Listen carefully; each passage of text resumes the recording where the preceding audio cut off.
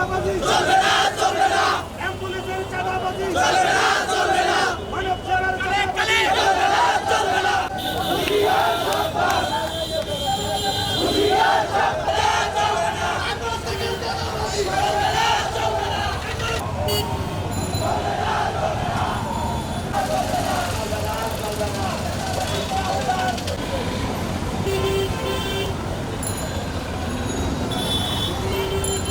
টিপু আমি সাংগঠনিক সম্পাদন লাশের উপর চালায়, তারা যে নির্যাতন অ্যাম্বুলেন্সের উপর চালায় সেটা বিগত অনেক আগে থেকে তারা এই জিনিসগুলো করে আসতেছে। গত বছরও আমরা বৈষম্য বিরোধী আন্দোলন পক্ষে নিয়ে আমরা কাজ করে গেছি। আমাদের কাছে প্রতিনিয়ত অভিযোগ আসতেছে তারা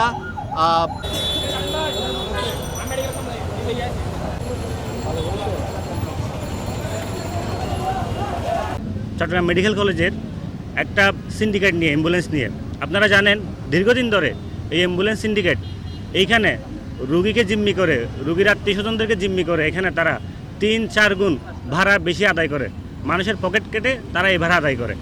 আপনি যদি এই মেডিকেলে যদি কোনো রুগী ভর্তি হয়, রুগী এখান থেকে যাওয়ার জন্য যদি সিএনজি লাগে, একটা সিএনজি আপনি নিজের ইচ্ছে মতো করে ভাড়া করে নিয়ে আসি, দরদাম করে আপনি এখান থেকে যেতে পারবেন, কোনো অসুবিধা নাই। কিন্তু এখান থেকে যখন একজন রুগীকে আপনি অন্য কোথাও নিয়ে যাবেন অথবা একটা লাশকে অন্য কোথাও আপনি নিয়ে যাবেন, আপনি আপনার ইচ্ছা মতো প্রয়োজন অনুযায়ী আপনার সাধ্য মতো একটা অ্যাম্বুলেন্স ঠিক করে আপনি কখনোই এখান থেকে বেরোতে পারবেন না। এদের একটা এখানে সিন্ডিকেট আছে, সমিতি আছে, আপনার বারবার এইখান থেকেই অ্যাম্বুলেন্স নিতে হবে।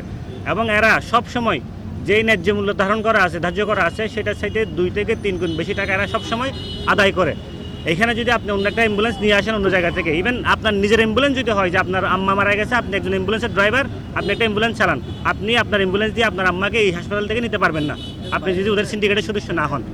তো এই যে হয়রানি, মানুষের পকেট থেকে টাকা নিয়ে যাওয়া, এই যে লাশের উপর জুলুম করা, জিম্মি করা রোগীদেরকে, আমরা এটার তীব্র নিন্দা জানাই, প্রতিবাদ জানাই। আমরা জাতীয় নাগরিক পার্টি এনসিপি থেকে, জাতীয় যুব শক্তি থেকে আমাদের টিপু সুলতান ভাই, আমাদের সহযোদ্ধা এর আগেও কয়েকবার এই সিন্ডিকেটের বিরুদ্ধে সোচ্চার হয়েছিলেন। আমরা যখন ডিসির কাছে যাই, ডিসি বলে যে এটা ওনার কাজ না, ওনার সমাধানযোগ্য না এটা। যখন মেয়রের কাছে যাই, উনিও বলেন যে এটা ওনার সমাধানযোগ্য না। তাহলে এটা কার?